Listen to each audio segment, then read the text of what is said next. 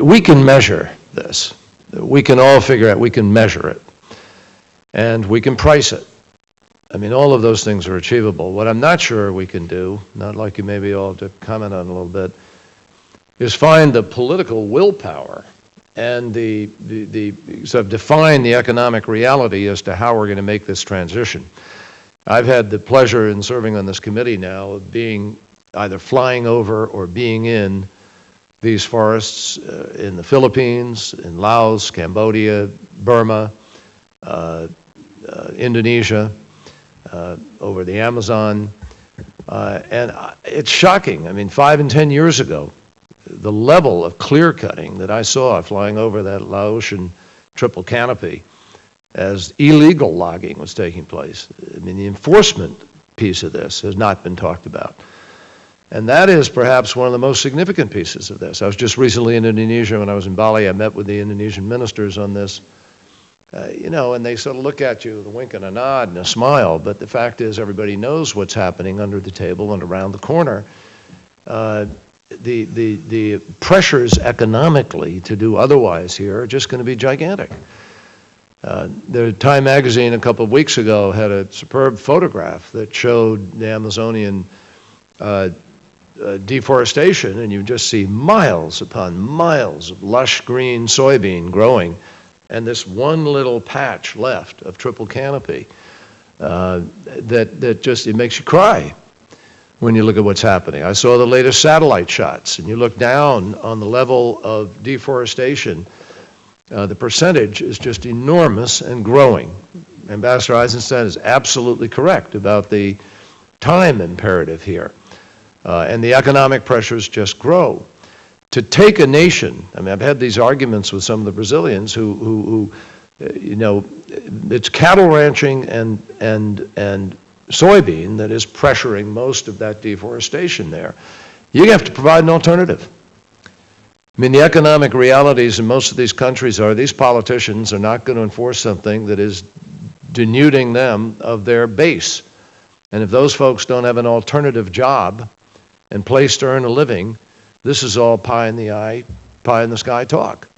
None of that component is adequately being addressed as we talk about even putting the credits in place. Because you can put the credits in place and you can have your market out there and you can be trading in this. Meanwhile, right underneath of that, all of this illicit trade is going to take place because the economics push it so imperatively. So we have to get an enforcement mechanism in place that goes with the measuring and the transparency. And these countries are going to have to sign up and be part of this because we can't go in there and enforce for them, obviously. So there's a huge task to accomplish. 85% of Indonesia's greenhouse gases come from deforestation now. And they're in the top 20 of the world's countries contributing as a result of deforestation. The top 5. Top 5. And particularly in the last year or two, there's been massive, I mean, as you fly over it, you see these massive burns taking place and so forth, all of which contributes to the global warming, climate change. So I'd like you to just sort of address that. I mean, I know we can measure, I know we can price, I know we can put in place a trading mechanism. The question is, can we get these countries to sign on, and what will be the economic reality of the transformation of their economies so they don't have a revolution, so they don't lose their governing capacity and everybody else says, the hell with you, we're going in and taking out the forest because that's what we have to do to survive. I'd like you to address that. Ambassador? I could just start. First of all, the fact that we had a treaty was significantly due to the fact that Senator Kerry was there. He was a virtual part of our negotiating team, and without his day and night support and lobbying of the EU, we would never have gotten a treaty. I think that the political will is there, and I cite 2 examples. One, which I mentioned in my testimony, and that is the some 15 to 17 countries in the Rainforest Coalition of nations who are saying to the world and said at Bali, provide us incentives, and our contribution will be to take specific commitments not to cut our forests down. Now, is that perfect? Of course it's not. But neither are any other have to go beyond the fund and the credit. Absolutely. What they're saying is give us incentives, and this is our contribution. Now, we've been looking, I mean, you know at Kyoto, and Mr. Chairman, the terrible problem we had, we had two major problems. One was dealing with the EU, which wanted to exact as much pain and suffering on their companies as they could without offsets, sinks, and so forth. I mean, I was ambassador to the EU, and that's another story. But the second problem was China and India had a chokehold on countries like Argentina and others who wanted to take commitments. They wouldn't allow it. It was written into Kyoto. Now we've got a group of countries who are saying, look, we're not going to take economy-wide emission. It doesn't make sense for these Papua New Guinea and countries like that to do it. But our contribution, just exactly what you said in your really brilliant opening statement about the fact that every country has an obligation, but some have different obligations depending on their level of industrialization. They're saying our obligation, our commitment, our participation will be not to cut our forests down if you provide those incentives. And they have the political will. They formed a coalition, and they're lobbying for this. In addition, Brazil is in fact beginning to change its policy. People mentioned the New York Times story on Sunday. The flip side of that, the positive side is, for goodness sakes, they're now committing resources to stop the logging, to stop the cutting. I mean, yes, there is leakage and there are problems, but the fact is they're now taking steps themselves to make sure that those soybeans that you saw don't grow. And if we don't provide them incentives to do that, then we're going to find that the pressures from farmers and others will be overwhelming. Well, I think it's well said. One hopes it will happen, but do you see a sufficient level of global leadership within the developed countries to try to put those incentives on the table? Well, I think that's why it has to start with our legislation. In June, this is going to be debated. And the best way, Senator Kerry, for us to show we're serious in a forest issue is for someone, either the chairman's mark with Lieberman Warner or one of you on this committee, to introduce in the 15% allowance that the bill permits for international trading, to specifically say that forestry credits are permitted as part of that 15%. That will send a signal to these developing countries. It's the single most important thing that could be done when this comes up for debate. I agree completely. I'm sure we'll either try to get it in the mark, or I'm sure Senator Menendez and I will work to try and do it. Did you want to comment, Mr. Forrester? Just to say that I guess in a way stating the obvious, that you're right that the Europeans have up until this point not had a great appetite for forestry-related products coming into their market. But I do think as they look toward the increased level of stringency going out into the future and the potential demand from the United States and Japan and other countries as they ratchet down further on their commitments, that additional tools are needed in the market.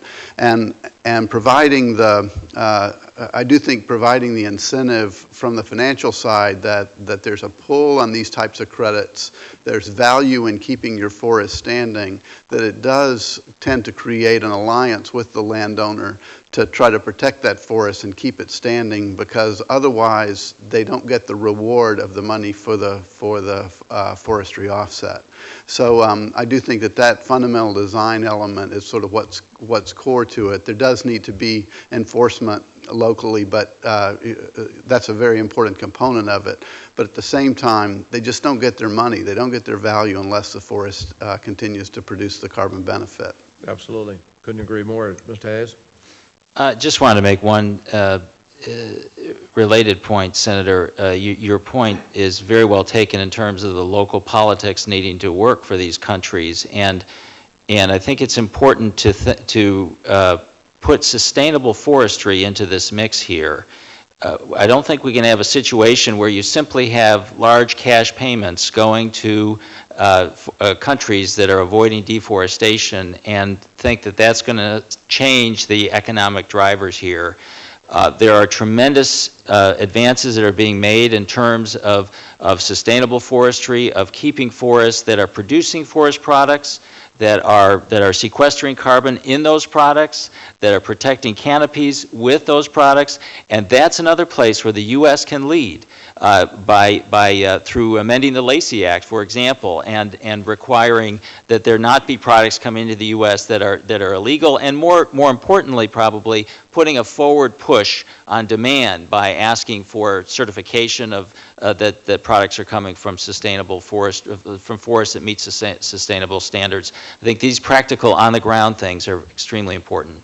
To accomplish, my time is up, but to accomplish all of these things, folks, I think you will agree, you really have to have a robust, international, transparent, accountable enforcement mechanism. And those countries are going to have to sign up to that line, and I still don't see an adequacy there, but I think we're moving in the right direction. You give it enough economic value without allowances that are just giveaways for bad practices or that encourage leakage, et cetera. You've got to have a comprehensive piece here. But if we do that, and I think it is doable, then hopefully we can encourage a sufficiently robust effort on the enforcement piece. But you know, it's like, I mean, I was chairman of the Fisheries Subcommittee on Commerce for 10 years, 15 years or something, and we've been struggling with saying, you know, too much money chasing too few fish.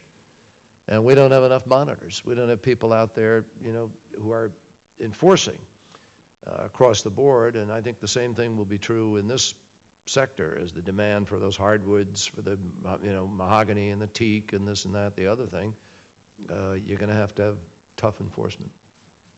Dr. Gurney, I saw your inching there, so. Just a very quick comment, just to emphasize that there is obviously a linkage between the financial incentive and the mechanisms those take and the magnitudes and this monitoring measurement question. Just to go back to previous comment, again, some of the largest sources of uncertainty are in fact the in-country capacity, technical capacity, human capacity, infrastructure. That's actually where probably the biggest difficulty is faced from the scientific point of view. So certainly, again, there's a linkage between, with a sufficient price signal, there's a coevolution between the ability to improve measuring and monitoring and the power and strength of that price signal. And so it's important to recognize that the two will most likely co-evolve, since the weakest part is in fact probably the in-country technical capacity component. So clearly there'd be an incentive for the greater the ability for the evaluation to take place, the greater the value that may rise in terms of the credit.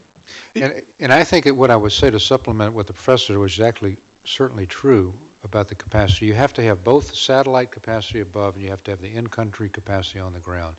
The in-country capacity in countries like Brazil is improving.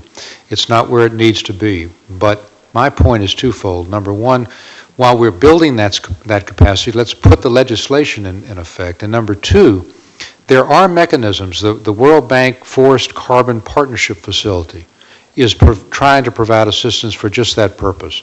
The Norwegians just announced an aid package for forests. We could do the same. So we need to build that capacity on the ground.